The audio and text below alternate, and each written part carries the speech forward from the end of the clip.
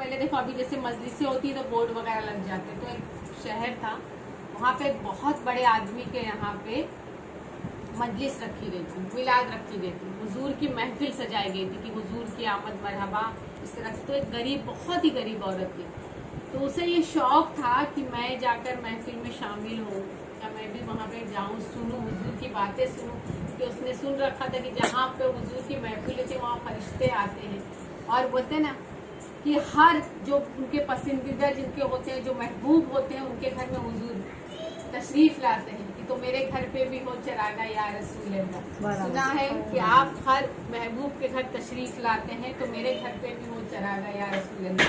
तो बोली मैं तो उस लायक हूँ नहीं कि मैं अपने घर में महफिल सजाऊं, मैं बहुत गरीब हूँ, मैं तो जा नहीं सकती हूँ। तो उसने ये कहा कि उस अमीर आदमी के घर पे वहाँ पे वो पहुंची जिस वक्त महफिल थी।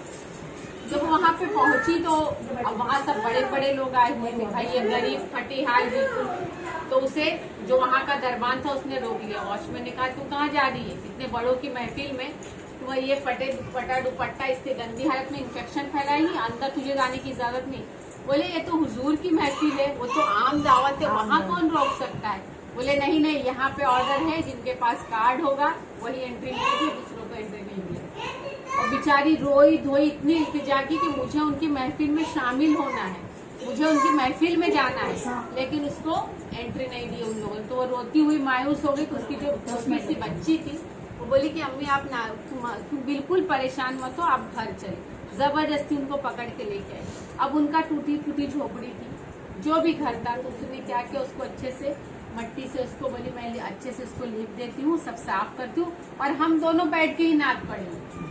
हम दोनों जन बैठ जाते हैं और हम आपस में नात पढ़ते हैं, एक दूसरे को सुनाते हैं। तो अब उसने लड़की ने नात पढ़ना शुरू की, उसकी माँ बैठ के उसके आंसू बह रहे थे कि मुझे बहुत शौक था कि मैं जाके हुजूर की महफिल में शामिल हूँ, मेरा भी नाम लिख उठे कि मैं उनकी महफिल, क्योंकि हम यहाँ जिक्र करेंगे तो अर्श पे अल्लाह हमारा जिक्र करेगा। तो अब बोली मैं उस लायक नहीं कि मैं जा नहीं सकती। अब वो रोते रोते इस तरह से अपना नाक पढ़ रहे थे, तो उसने क्या देखा, एकदम बिल्कुल दिल को थाम लो, उसने ये देखा कि उसकी डहरी गौसे आजम चूम रहे हैं डहरी को। अब वो कांप गई, बोले आप तो पीरों के सरदार, पूरे वलियों के गर्दन पर आपका पैर, और आप मुझसे गरीब के घर पे आके मेरी डहरी चूम रहे हो।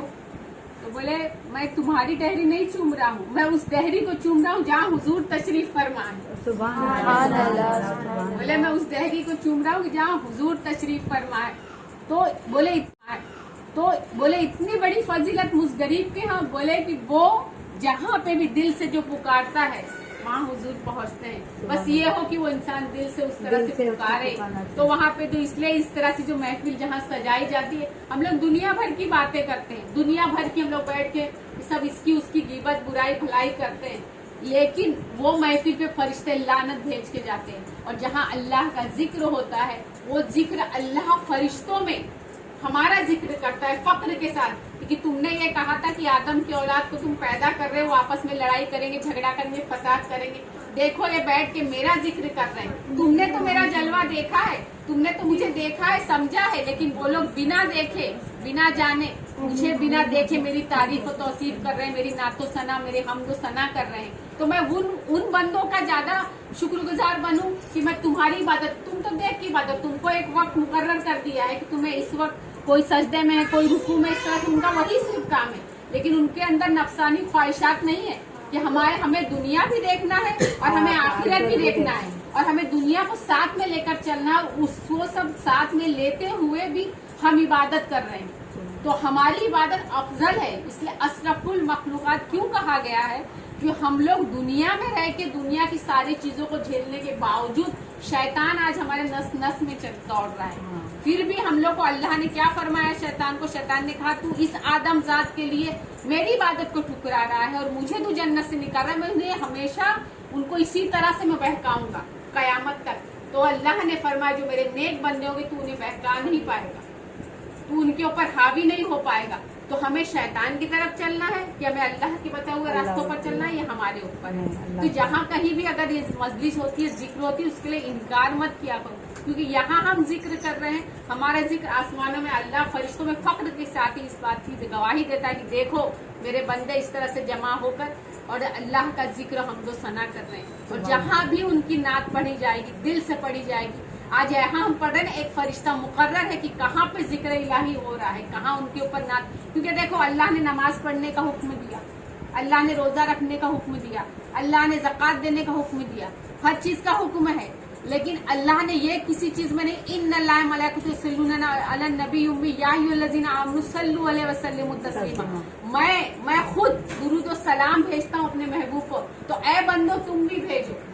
تو وہ حق, وہ اللہ نے, وہ عبادت جو ہے, جتنی ساری باتیں ہم اپنے لیے کرتے ہیں, لیکن درود و سلام اللہ نے کیا فرمایا کہ میں بھی کرتا ہوں تو تم بھی بھیجو.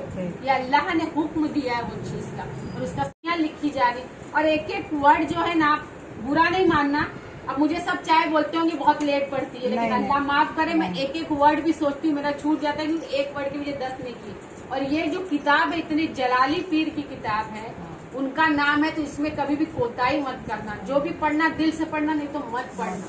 کیونکہ وہ اتنے جلالی پیر تھے کہ اگر ان کو غصہ آ جاتا تھا نا اس وقت کوئی بھی سامنے, تو اس وقت کا بھی بہت بڑا واقعہ ہے کہ حضرت لاسٹ میں حضرت فاطمہ زہرا آ کے انہوں نے کہا تب وہ مانے تھے. تو اس لیے بہت جلالی پیر ہے, اور اتنے محبتی بھی ہیں جو دل سے, کیونکہ انہوں نے فرمایا کہ جب تک میں جس سے محبت نہیں کرتا سامنے والا بندہ مجھ سے محبت نہیں کر سکتا. تو اللہ کا بڑا احسان ہے کہ ہم ان کی محفل میں بیٹھے ہیں, اور اللہ ان کے فضل و کرم سے ان کے صدقے میں ہم سب کی دعاؤں کو قبول کرے.